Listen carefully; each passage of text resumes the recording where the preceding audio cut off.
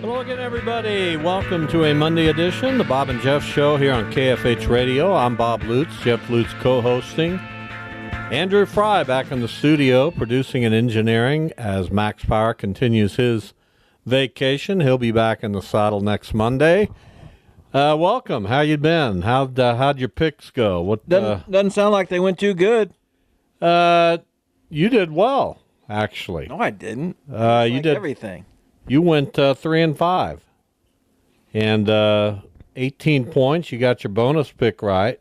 No, actually, you went 4-4 for 18 points. What 4 did I get right? You got UNLV, Boston College, Oklahoma, and Buffalo. Oklahoma ended up covering? Oklahoma blew them out. No, they didn't. What was the score? They were up 5 late. I don't think they ended up covering I thought they covered. What was the spread? I could have sworn they covered. What was the score? That's what I need to know. The score was something like 34-19.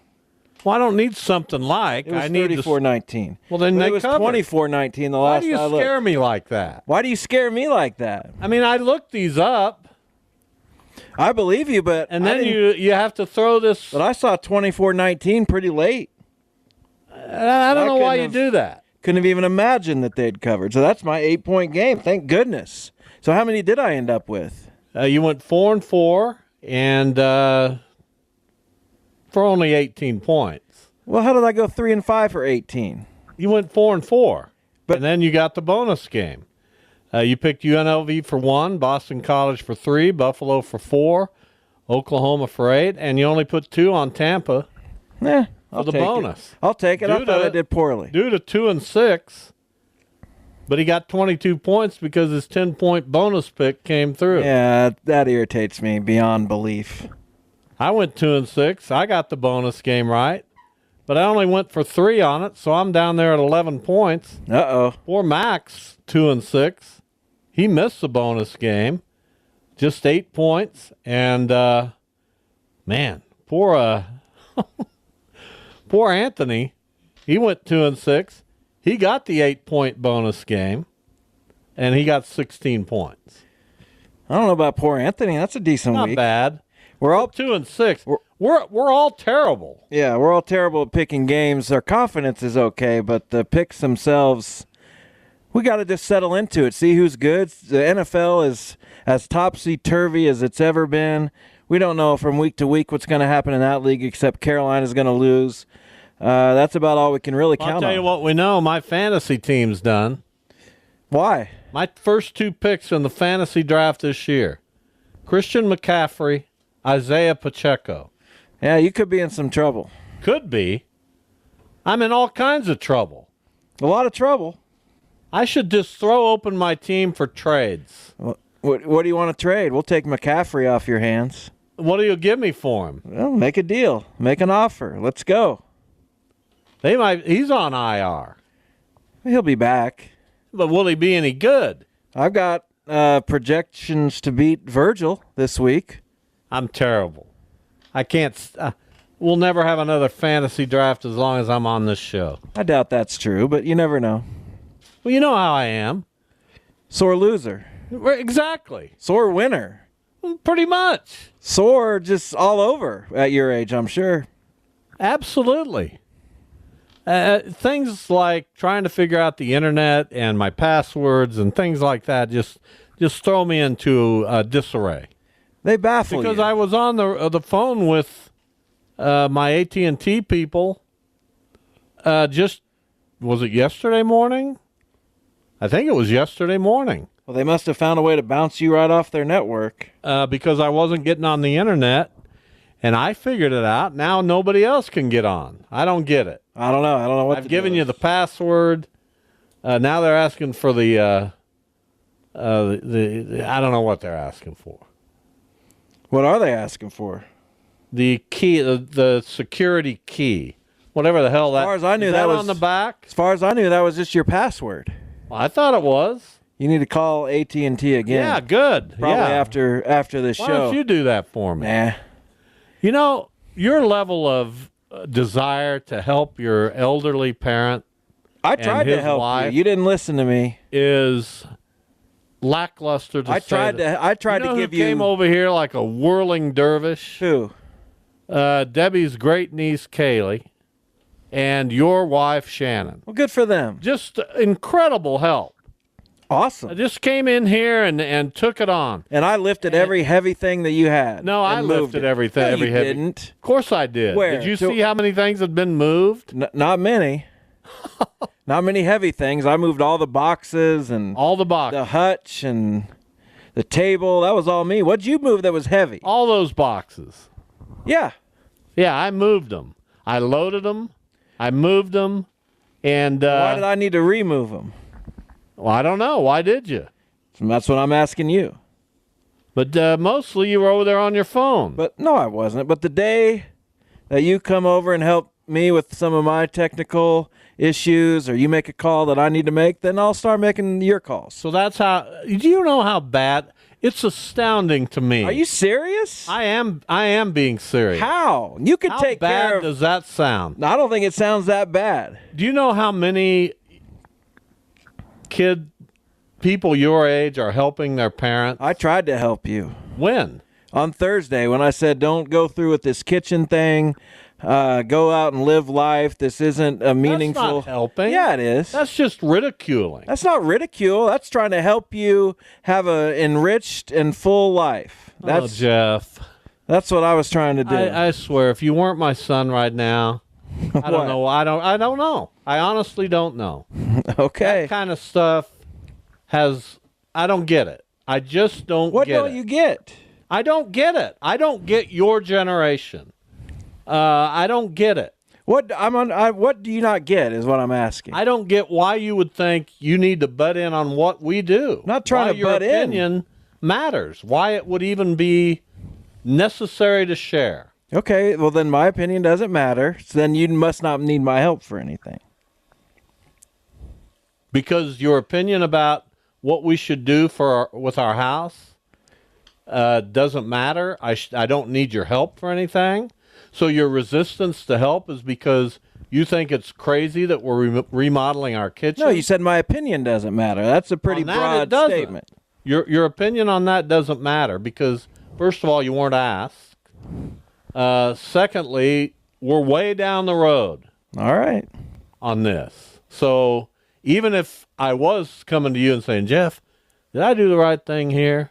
Doesn't matter what you think. Okay. We've made that decision. We're moving forward with a kitchen remodel. Well, the second I'm allowed to express concerns over you guys, then that's the minute I'll start offering to pitch in. So that's a prerequisite to help. Yeah, when I'm allowed to. is that we listen to your opinions, even when not asked. Yeah, kinda. I can't even imagine what people out there who are hearing this must think. I can't imagine. I don't think I'm sure off they're my probably on rocker. my side. I just can't fathom what you're saying. If you're not going to let me look out for you, then why does it matter if How I is help that you or looking not? out for me? Do you think I'm not capable of mentally making decisions? Do you think I'm deteriorating to the point No, where it has nothing now, to do with it. physically, I do need help. I don't need help with what I'm going to do with the house, whether we're going to go on a vacation, whatever we're Yeah, going I'm to do. I don't concerned- need any help with that. I'm concerned that there are 3 sets of stairs in this house. That's what I'm concerned about. If you want to get all the way to that level, that's what I'm concerned about. And it worries me that you got to go upstairs to go to bed. You got to come downstairs to eat. I mean, that's if we're talking seriously, as years progress, that would be at the top of my list of concerns. When we feel like that's a hindrance that is too much for us, we'll deal with that.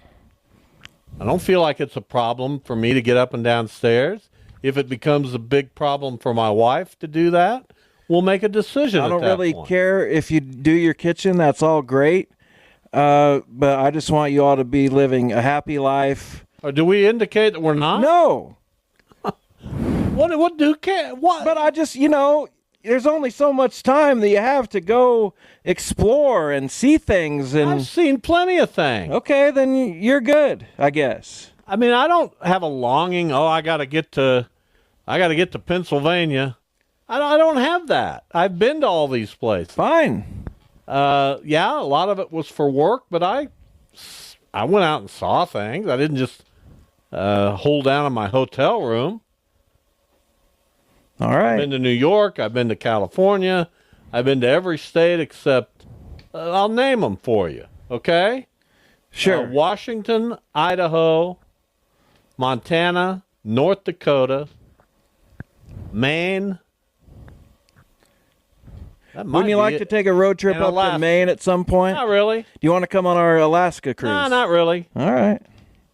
But that's it. I've not been to 6 states. Well, there's countries, too, out there. I don't want to go to any countries. You don't? I'm 70. I'll be 70 years old. I don't need to go to any country. So what's the age range for wanting to travel, in your opinion? I don't know. It's an individual matter. What would it have been for you? I traveled from the time I was 25 till I was 65. Again, that was work-related. I'm asking... But I was gone all the time. For I don't need to be leisure. gone. I like being home. Fine, that's We good. already went through this with Duda. He understands it. Why don't you? I do understand it. But you continue to push this. Oh, why are you spending this money? No, I don't care about the money. Do whatever you want with your money. Why are you doing this kitchen instead of going to Roanoke, Virginia? It doesn't make No, any it's not sense. really that. What is it? It's what I mentioned. Stairs? Yeah, if those... What are you going to do? You're on the defensive right now. No, I'm not. I'm not trying to defend or offend. Just let us do our thing Fine. and don't worry about it. No, I'm going to worry about it. Well, I would suggest not worrying about it. No, I'm going to worry about it. I think we're going to be okay. Doesn't matter. I just don't see you're you just- out there worrying. You just I've keep never talking known out you of to both worry. sides of your mouth, like, don't worry about me, but also, please jump in and help at every... When we need like, help with physical labor things, I would appreciate your help. Just I put a ton of physical labor into this house yesterday. I enjoyed it. I spent a couple hours loading boxes, moving them. It was fine, but I also appreciate the help. Well, I'll help you anytime you need it. Well, you've changed your I tune. thought that was pretty obvious. Have I ever said no? Yeah, today you said I'm not going to make a call to AT&T. No, that's... I'm not. there's I was kidding about that. got to be a line somewhere. I'm not. Do you know I was kidding about that? I know But you at were some kidding, point- but I didn't say no to any real request. Okay. Nor would I. I Right. might do it begrudgingly, but I'll still say yes. Well, I hope you don't do it begrudgingly. I do because just about everything we don't begrudgingly. ask very often, frankly. I've always taken pride in being able to get things done. I'm going to get in my car and drive home begrudgingly. Everything. Why? I don't Why know. don't you just have what? Oh, let me offer you some advice. Why don't you be happy? I should, shouldn't I? Why don't you? Well, begrudging works for us sometimes. For us, Yeah, you too, even. I'm not begrudging of most things. You're not? No. If somebody called me and Except doing this back show in with the me? day, back in the day, I used to help people move all the time. When I was in my 20s, 30s, and 40s. Sure. I mean, that just happened. That's what you do. You moving? I'll help you out. I'll move a few things for you. Of course. It's called community. Good grief. Everything good? Not really. Oh, cheer up. Well, no, you've brought me down. How? I This don't even know whole, how. This whole give and take. Here's what we have on the show today.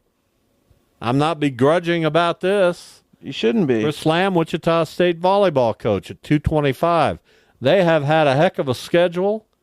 They went to the tournament in Nebraska. Boy, they played some good teams. They didn't fare very well, but we'll see what Lambeau says about this test early on for Shocker volleyball. They have their own tournament coming up this weekend at Koch Arena. And at 2:45, Kansas State quarterback Avery Johnson will be on the show. Look forward to that visit, which we've already had, but I recorded this interview, and Avery's going to join us. He was on the show one other time back when he was in high school. Mays. Was he on the same time as Dylan Edwards? I think they might have been together. Yeah, that rings a bell. It does. But thanks to our friends Kenny Lanou and Ryan Lackey in media relations at K-State, who are outstanding. They're in that Raymond Ritter category for me. They just they come through. And who's the basketball guy for K-State? Yeah, Tom Gilbert. Tom Gilbert. I was about to say He's Dan slumping just a little bit. Uh-oh. I hope that doesn't get back to him. It won't. And if it does, he'll understand. He will? Yeah. Okay. But Tom's been great, too. But anytime I reach out to Ryan or Kenny about getting a football guest, they make it happen. Well, that's pretty cool to get Avery Johnson on the show. He's a quarterback for a Power 5, potentially. Just got nominated today for the Davey O'Brien Award, which goes to the nation's top quarterback because of his performance Saturday in their win against Arizona.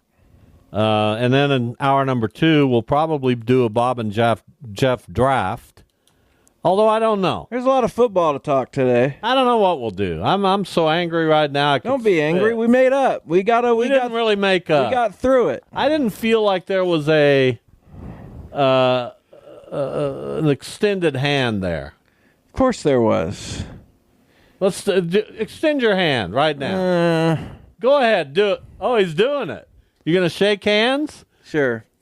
If you could only see, he did shake my hand. I think he realized.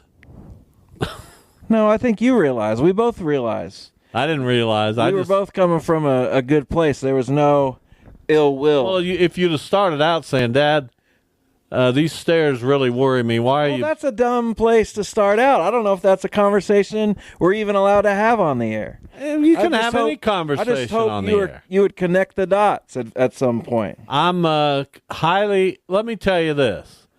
If we get to the point that we want to sell this house, which could happen, who knows? Could happen within the next 6 months to a year, potentially. We'll be happy we did our kitchen. Okay, that's all that matters. Somebody will walk in here and go, yeah, I want this house right now. Let's go. Sign the contract. Good. Because of that kitchen remodel. And then maybe you can move out by us. I'm not moving anywhere out by you. We may move farther. No, come on, hang out with us. I've never heard you talk like this. Why? You are feeling remorseful. No, I would love if you guys. No, you wouldn't. Yes, I would. You wouldn't love that. You wouldn't bother us that much. How do you know? We might be calling you every day to do something. Well, then call us. I'm worn out. I've never had more energy expended in an opening in my life. Was that it? I wanted to kill you. Now you wanted to shake my hand. Now you're talking like I'm your long-lost friend. In 20 minutes, we showed our listening audience every aspect of our relationship. Pretty much. And except for this last part, which I don't recognize. Why? The handshake, the move out by us, I don't even know what that is. Shannon's parents probably will. Well, they love y'all. Oh, you don't? Okay. Now that was funny. I just want my whole family together. You know what I'm saying? Well, then we'll buy a big house and make it a commune. Good. Chris Lamb joins us, Wichita State volleyball coach. As I said, the Shockers will be home this weekend in their own tournament after being on the road playing some incredibly difficult competition. Lambo, hello. Good afternoon, guys. How we doing? We're hanging in there. How are you doing? 49ers didn't look so good. Yeah, I'll quantify that question a little bit. You obviously loaded up your schedule this year. You've already played 4 ranked teams. What have you learned about your squad in this gauntlet of competition that you face? So, in scheduling, you have to have a resume, right, to make the tournament, or you got to win your league outright. And I just never want to be the reason that if my team has a good season that we don't get in because I'm a coward and I didn't want to schedule. So I'm always going to try to get as much of that as I can. By the way, all three teams that come here this weekend are supposed to win their league. So it really is a great schedule. Another piece is when you build your schedule past that part, past the math, you're hoping that it's challenging and that you can grow from it. Well, when you make that schedule, sometimes years in advance, some of these matches are part of trade deals, return deals that have. I played Cal Poly before COVID, right? So they owed me a return since like 2018. So a lot of this stuff is out there. Well, when you play them, you're sort of imagining your team. So we lost Gabby Moss to a season-ending injury. That was huge. And then we don't get Maddie Wilson back really till this week. She was cleared to jump a little bit, but this team was hindered quite a bit with some injuries to start the season. But like I always say this, Bob, with most sports we follow, the last game of the year is the biggest game of the year, like the Super Bowl, the World Series, the championship in basketball. But I'm told that NASCAR, the biggest race is Daytona, and I'm told that's the first race of the year. Well, that's what the non-con for mid-majors is. You gotta go out there and you gotta get as much as you can on the front end, whether you're ready or not, because you have to have a resume, or your strength of schedule needs to be respectable, and ours certainly is. We just weren't ready to win in it. Now, in terms of the players, being competitively mature enough to handle that, well, we'll see. Because we did take it on the chin this weekend, and we'll see how practice goes this week. We'll see what we look like as a team next week. The reality is conference starts in 2 weeks, and we need to be ready for that. But I'll let you know the answer to that question after this week of practice and this week of competition. So this is the first time in about 4 years you've had to play without Natalie Foster. I'm just curious in what ways that kind of shows up the most, how you even go about trying to replace someone like that. And did she show any interest in staying after her graduation from Wichita State? She goes over to SMU. I was just curious if you could shed more light on that. So Natalie's original plan was to play 4 years of volleyball and 1 year of basketball. And I knew about that since her junior year of high school. We were really the only one recruiting her. So, I pretty much knew she was going to come here and hope that she would turn into a starter and a great player. And she did. Well, last year, she said goodbye to all of her friends. Sophia graduated, Briley graduated, Morgan Weber graduated. Those girls have been around together for a long time. And for her, her family left Michigan, so there was no really going home, and she just kind of wondered. And she didn't even have her head in the clouds. She was like, she didn't know who would respond. I knew a lot of really good high level programs would respond, but to answer your question about replacing her, no, we don't have at that position.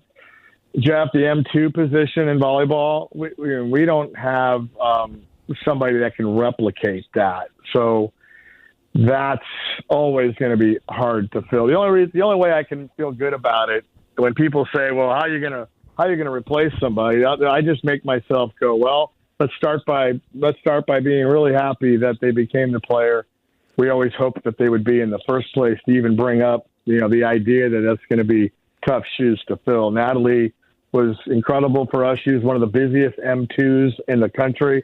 In fact, she's taken double the swings in our offense as an M2 than she's taken currently down in Dallas as the M1. And the M1 is usually the setter of the middle position that's busier. So we really were able to maximize her, and she was terrific. But no, we haven't. On paper, we're not even close right now to filling that void. Chris Lamb with us, Wichita State volleyball coach. I'm just thinking as you answer these questions, I've been around a long time. There are very few people who just take on a question and answer it the way you do. It's pretty commendable. I'm paying you a compliment there. It's always fun to interview you, and I am thankful for the opportunity to do so. So leading into that, we have a program in League 42 we call the Passion Project, and we bring in speakers to talk about passion and the importance it carries for young kids. Really believe that young kids need to find a passion. You obviously have retained your passion for volleyball throughout all these years of coaching and playing. And how have you done that? How does your passion still burn this bright? Well, I hope somewhere in here I get an invite to talk to these young kids. I will show up. That's kind of a lead up to that, yes. Yeah, no, I consider it done. I was a kid, dyslexia, school wasn't easy, but I could not wait for practice every day after school. I mean, that meant the world. And if you think about it, is there anything more genuine than kids playing? Sadly, it's when adults get involved that I think the playing gets a little more confusing. And you know what I mean? It just gets once the adults get involved, a lot of the fun goes away with just things. But watching kids play, what could be better than that? So the volleyball part, Bob, for me is sports has always been one big giant puzzle, and I love puzzles. So every day I get to come to work and solve puzzles and try to find ways to make players better, find ways to make teams better. The strategy part, trying to develop things, trusting my instincts on where we're going next. That is the way I look at this, and I enjoy it so much. And I like that you're trying to have the kids identify that this is a passion for them, and hopefully they don't let the ups and downs of the competitive part steal that away, because that also can be part of the passion, learning how to deal with the stresses that come with trying to get better every day, because it's really hard to do that. But learning how to ride that wave and overcome some things bit by bit should be pretty inspiring for them. And I'm hopeful that you and yours are passing along that message. What has to happen, Chris, for a school? Has anyone ever called you Chris? What has to happen for a school like Nebraska in the middle of the country to become a huge volleyball power? And I don't know if Wichita State will ever draw 100,000 to a volleyball match, but what parts of that model can you replicate at Wichita State? Well, so coming from the West Coast, I'd always heard about this Nebraska thing, this Nebraska way. And then a very good friend of mine was at Colorado State for years. So he was closer to it than I ever was. And his name was Tom Hilbert. And he would always tell me about just how in Nebraska it wasn't basketball, it was volleyball, and whoever could say that in your neck of the woods. It's like, wow, but there the girls want to play volleyball. And the high school coaches were very involved with Nebraska volleyball. The Nebraska High School Association is important, and the coaches are important, and they get trained, and they're part of a system. And they've made it very. That's why I knew when Creighton decided to make volleyball important, it would not take long for them to be a perennial top 25 or better program. It's just oozing out of the state, and you don't have to just say Wichita or Kansas. I mean, everybody is trying to catch up with that. I mean, I think Texas just has an attitude about sports in general that you kind of know it when you see it. But in Nebraska, they feel that way about volleyball, and you know it when you see it. So, for me, I've always stayed close to club volleyball in Wichita. I'm around the kids a couple nights a week during the club season. I've always tried to help the local coaches who want to come by. I mean, every high school coach here, if they haven't figured it out, they can come to any practice they want. I hope they come. There's a handful that do. I mean, I try to be an open door for everybody, but I mean, what Texas has, what Hawaii has for volleyball, and obviously Nebraska. I mean, you just don't see that really any place else. But you got some passionate people that are certainly trying to promote it, and it's no different here for me at Wichita. I'll always stay involved with youth volleyball. Well, we've certainly come a long way in this state, not only with your program, but also KU and K-State. So it's been amazing to watch that development. No, I've been very proud of that. There was a few years when I could remember people talking about, take every school's top 3 volleyball programs and compare them. Well, you know what you're going to get out of California and Texas and a few others, but once you start bouncing around, us 1, 2, 3 looked like a pretty nice lineup, and I'm very proud of that. Final moments here with Chris Lamb, Wichita State volleyball coach. The Shockers are at home for their own tournament coming up starting Friday. They face Cal Poly Thursday evening. I'm sorry, it starts Thursday, and then Friday afternoon they have or Friday evening. I'll get this right. Northern Colorado. And then Saturday at 4, they face Omaha. So 3 games in 3 days at Koch Arena. You alluded to you're going to learn about your team and your players and how they'd handled some of the difficulty that you've encountered with this early season difficult schedule. What's your best guess? Are you in the shadows a bit as to how they'll react, or do you feel this will be a positive thing that comes out of this? What do you think? I think eventually it will be. I want to know. I mean, there's a thing resiliency. We talk about quick emotional recovery in athletics, and you took it on the chin this week. And hey, when we left KU was a really, really late ad. They got their schedule kind of messed up with the Missouri pulled out on them, and he calls me up begging me for a match. And I knew we were down some players, but I said, "No, we'll go." Well, we go up there. It didn't go well, but our attitude about it afterwards didn't go well. And we left from there to go to Arkansas.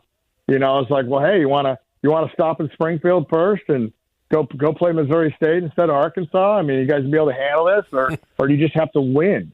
And they know this is what I've been talking about, but it's like if that's what you're waiting for, if you're going to become results minded or product minded instead of process, well, then you better win a lot or you're not going to be happy. So that's the lesson we're trying to learn. We almost beat Indiana. That would have been huge. We came back after being down to a very good Kennesaw State team. That showed me something, but we've got to be able to lose a set and rebound. And right now we've dropped a couple sets and haven't come back early or quickly. And that's been the talking point for us. So, okay, tough weekend.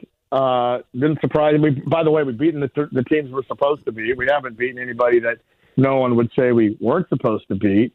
But, I get that. Doesn't mean they do. And honestly, I'm not too frustrated that they're frustrated because I hope that they want to win and compete. But, you gotta be able to get over it and get back on your feet. And we'll find out.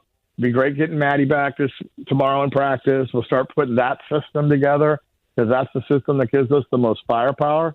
But every time you move a kid in or out, you literally play differently. You don't play the same way. So we've got some work to do there, and there's some growing pains that come with that. So, hey, if you get me on the radio next week or after that, I'll let you know about our quick emotional recovery. How about that? Sounds good. We appreciate your time. Best of luck. Shocker Classic here at Koch Arena starts Thursday afternoon, goes through the weekend. Lambo, thanks. All right, guys. Talk to you later. All right.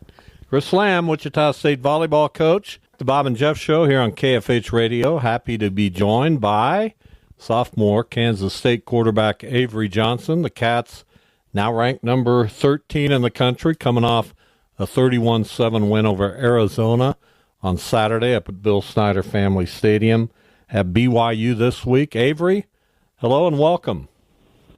Hi, thank you for having me. Yeah, it's great to have you. You are off to a very good start. This team is off to a very good start. Risen to number 13 in the rankings. You go out and play in Provo on Saturday against BYU, a very late start. What kind of a challenge does that represent, playing 9:30 Central Time? Is that anything to think about at all? Yeah, for sure. We've never played in a game this late before, so rest is going to be a big thing for us. And then obviously we're traveling down there.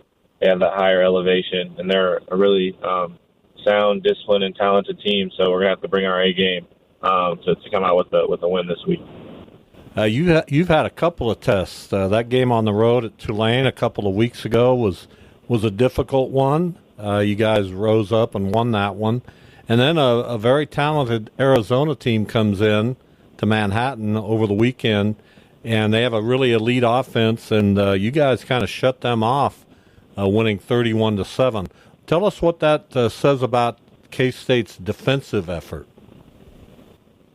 It shows a lot, man. Our defense is really sound and resilient, and those guys, they practice their butts off all week to be able to put that game on tape on Saturday. So credit to those guys and the work and preparation they went through all week, because I know it's not easy, and they were definitely prepared and ready to go come Saturday, and they showed out for us. So it's really special to have those guys playing on the other side of the ball, and it just makes my job a lot easier. And Avery Johnson, our guest, had 110 yards on the ground, passed for 156 yards, a couple of touchdowns. You got on the Davey O'Brien watch list. That's pretty cool. Of course, the Davey O'Brien Award, given out at the end of the year, goes to the nation's top collegiate quarterback. How exciting is that? Man, it's awesome. Just being able to be up for such a prestigious award, but just got to continue to keep finding ways to get better each week, and not change anything, stay true to myself, and continue to just work hard. But at the end of the day, I just want to win football games, so that's what I'm going to continue to try to bring to the table for our guys. So obviously you had a tremendous high school career at Mays, but I heard I've watched you play several times when you were quarterbacking the Eagles. You were fantastic. But I always thought, is Avery going to be big enough to play at the next level? Is he going to grow? Well, you've grown. Tell us about the conditioning part of being a collegiate athlete and how that's gone, and what's led to you adding to your frame the way you have. Yeah, we have a really, really good nutrition staff and strength staff here at Kansas State, and literally everything I need is offered to me, and is really convenient, super easy, just for any athlete to be able to add, muscle mass and be able to get the right things in your body and the right supplements and be able to take all the right things. So I'm in a really good place, and there's a lot of people that watch me and take care of me to make sure that I'm doing the right things with my body so that I am able to go out there and perform on Saturdays. And part of that is adding that, but also making sure that you don't detract, right? You don't want to become less speedy and less elusive and less shifty. So it's all a balance, right? For sure. You can't add too much at once. You kind of got to gradually add the right amount of weight at little parts of time. And we have big windows when we like to do a lot of weight gain, and then stuff where we're a little bit more stagnant in the season. We want to get stronger as the season goes on, but we don't want to add too much muscle weight. We want to kind of stay where we're at. So I have really good guidance and leadership in those areas, so where I can still be able to perform my best on the field. K-State quarterback Avery Johnson with us. Remember, of course, KFH, your home of the Wildcats. So every game right here on KFH, including the BYU game coming up this Saturday. So I've watched your two games against Tulane and then against Arizona. And we got to remember, you're still a young quarterback, relatively inexperienced as you move along in this process. How do you feel like you're growing personally? Do you feel it? Can you see it when you watch the tape? Are there things that you're doing now that you're pleased with, and then things that are happening on the field that you feel like, well, I can do better? Yeah, definitely things a lot of things I still need to work on, and just continuing to find little things each week that I can get better at. And from week one to where I'm at now, I feel like I've made great strides, and that's just what all I'm trying to do is trying to find ways to get better week by week and continue to go up and not take any steps backwards. But just feel like from a pocket standpoint, being able to clean my feet up in the pocket and have my cleats in the ground ready to throw at all times is really my biggest thing right now, because there's a lot of throws I'm leaving out there that I hit on a regular basis. So just being able to clean that part of it up and, and whenever I do start hitting those, to get those receivers a lot more involved. There was a moment in the Arizona game, of course, it's been talked about, where you did not throw the ball away. You went out of bounds as the first half ended. And I was very impressed by your reaction. It wasn't like, oh my God, what have I done? What an idiot I am. You didn't get it. It almost looked like you found some humor in it. You just, one of those moments, right? And your Coach Chris Kleiman, kind of took some of the heat for that. But I'm imagining that that was an odd feeling for you. Yeah, Coach Kleiman and Coach Wells, they try to take the heat and the blame for all that stuff, but ultimately, I put all that blame on myself, and just not being aware of the clock at that time, and it's a learning experience for me for sure, but definitely won't see something like that happening again.